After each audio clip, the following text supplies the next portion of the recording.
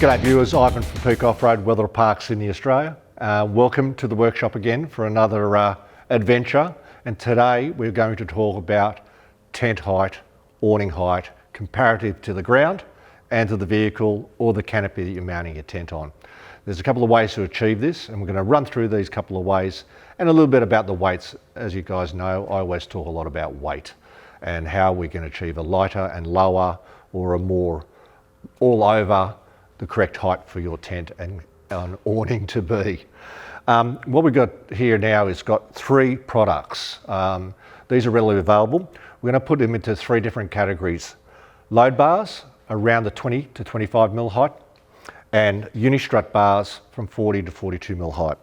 And then the other is a foot that is either Alu-Cab or front runner, and they run 40, and the combinations thereof to get the load bar height what you need, or the tent height what you need. So what we're going to try to muddle through it is what we're trying to achieve is, if you imagine a tent over the top of a car. So we don't want it to sit 100 mil above the car, and you don't want the awning, because most of the awnings now mount directly to the tents because your tent is your mounting platform.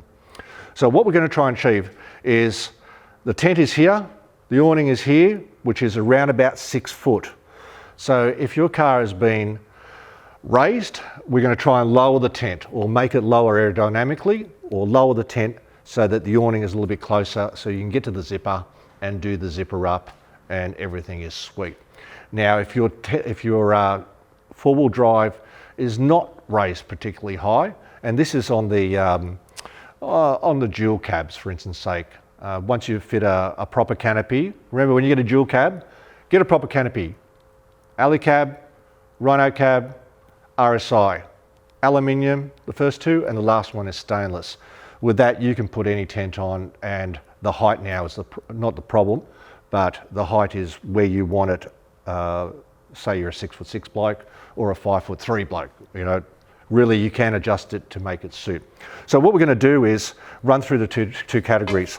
Now these two, in my right hand, can I see that? Wait a second. Right. These two bars, if you can see that, and I'll be able to get the shine out of it. These two bars are both around about the 1450 wide, and they fit underneath the tents pretty straightforward. Right. Now the difference between the two tents is the extrusion is the difference. Now the one on the top is the front runner load bar, and it weighs 1.83 kilos. The one in my left, the thicker extruded one, is the Alu-Cab bar. This weighs 2.9 kilos. So if you've got 4 of these bars, the weight starts adding up. Now the reason we're running these two bars because they are the lowest bars possible. If you're running on a dual cab canopy, for instance sake, you would run the Alu-Cab bars because you're putting all the pressure on those bars, and for instance sake, this will be on top, this extrusion, what we have here, would be on top of a canopy like an Alu-Cab, a Rhino-Cab, or the RSI as I previously mentioned. So you've got an option one is to mount this. I'll just grab my other bracket. You can mount it directly to the canopy, and then you can run the extruded bars, or in this case, the lighter bars, you can nutsert these. And same with the other side. So you can put these right angle bars, like so, like this. So you can go 20 mil from the surface of your canopy. Now the next option, so that's with the two Alu-Cab and front runner bars. Then your next option is you can run a 40 mil foot. So this is again on these dual cab canopies that we talked about. So in this case we have the Alu-Cab one, because that's what I have here and I can't find my front runner ones, but I know they're both 40 mil. One is a little bit lighter construction, this one here is obviously heavier construction.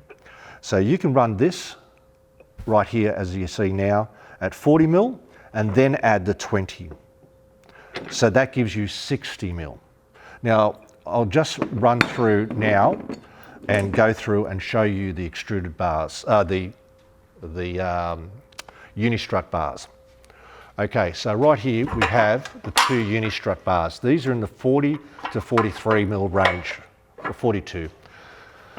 The weight on these, so at the top here we have the Australian made bar. It is the heaviest gauge and also the slightly higher than the Rhino bar, which is below us here. So I'll just show you that, guys. The measurements, they're both 1500. The bottom one is a Rhino one, weighs 1.4 kilos, and the top one weighs 1.96. So the weights, there is a little bit of difference, but the Australian one, again, is a slightly heavier duty. And Jaram or Tracklander, in this case, they're the same company, Tracklander made by Jaram in WA, been running around since 1970s. So this is not a new product. They use it all on the mining spec vehicles, which is primarily what they do. Now we'll just go back to where we were before, and I'm not going to drag the big bar. So what we had here, we just finished off with this one here, and we run 40, 60, and then if you want to, you can add another 40 mil. So from the top here, you can go 80 mil high. So that is not so bad, but if you need to raise that height, remember the awning you can't see it here, but the awning normally drops down about 40 mil below the roof. So it comes down that little bit so you can get the zipper out, and it's also in between the canopy door as it comes up and the zippers at the bottom and your bars up the top.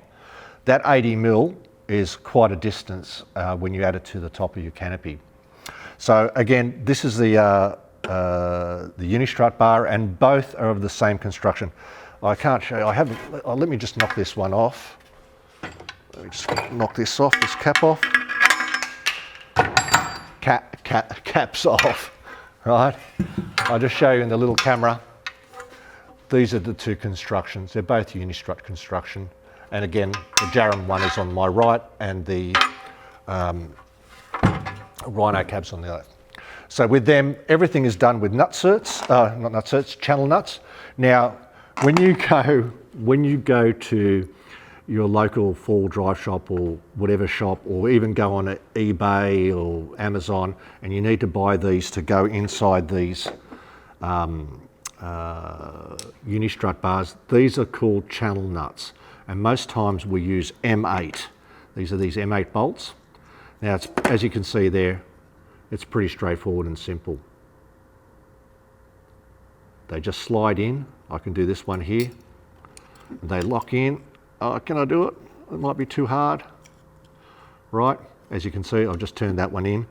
If you don't want to do that, you can cut the spring off, or you can buy them without the spring. And then you can just pick them up like this, and then run the, in this case, we'll do this one. In this case, we'll just run that in. Obviously, this bolt is a little bit too long. Don't crucify me on the comments, but it just shows you the different options you have, and that will pull up nicely. So again, where we're coming to now is we're trying to achieve a certain height for the tent. Now, there is many options, and I can go on for hours and hours and hours, and we're not going to do that. It's something that you either need to call us up, come down and see us, and we can fit the tent for you properly. Again, what we're trying to do is achieve, if you're putting on a dual cab, you need to have that clearance height from the top of your car roof or the turret of your car to the bottom of the tent. So between here, the bottom of the tent and your car. And this gap here we want is 60 mil. We went through a lot of this in the everything you want to know about the Alu-Cab tent, and we'll go into a lot about the heights and how we achieve those heights. So again, 60 mil between the bottom of the tent and the top of the turret of your car. And that's what we're trying to achieve on a dual cab. The other cars we're trying to either achieve to get it down low or to bring the awning height to a reasonable height. Well, that was all a mouthful anyway, so I hope you enjoyed it. Just before you go, I will run through you one more time. The weight is again the issue. On my right hand here, 23 millimeters high, 1.83 kilos, 1.42. This is the front runner. Next one is the heavy duty, beautiful bar from Alu-Cab, 1450, 2.9 kilos, 2.95 kilos, so it's nearly 3 kilos, and 25 millimeters in height. Very strong bar if you're only going to run two of them. The next bar is the Australian bar, in this case, the Jaram or the Tracklander bar. Go check their website out. We'll put a link in there for them. You'll find their backbone systems to be very solid, and they're fairly inexpensive too, and they cover most models. So the Tracklander bar is 1500, a unistrut construction, 1.96 kilos, 42mm height. And the last one was the old generic. You can buy these in steel and aluminium. It's a Rhino bar, and she is 1500, 1.45 and 41mm height. I hope that's as clear as mud to you guys, but bars are not all bars, but all bars are pretty good, and in the right conditions and the right application, they're the right thing to be put on to make your tent height applicable for you guys. Again, if you have any questions, give us a call. Be nice to me on the comments, guys. You know, this is not my full-time job. I fit tents for a living. Again, enjoy yourselves, have a great time, and I'll see you out there, no doubt. See you guys.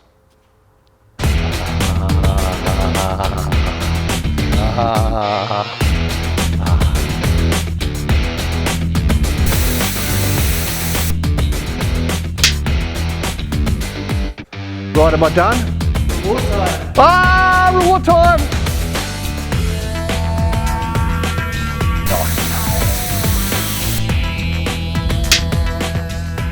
Artie, are we finished finally? Can I go home? Yes, you can go home. Can I have my reward? Roll one. Maybe not. We can work on it.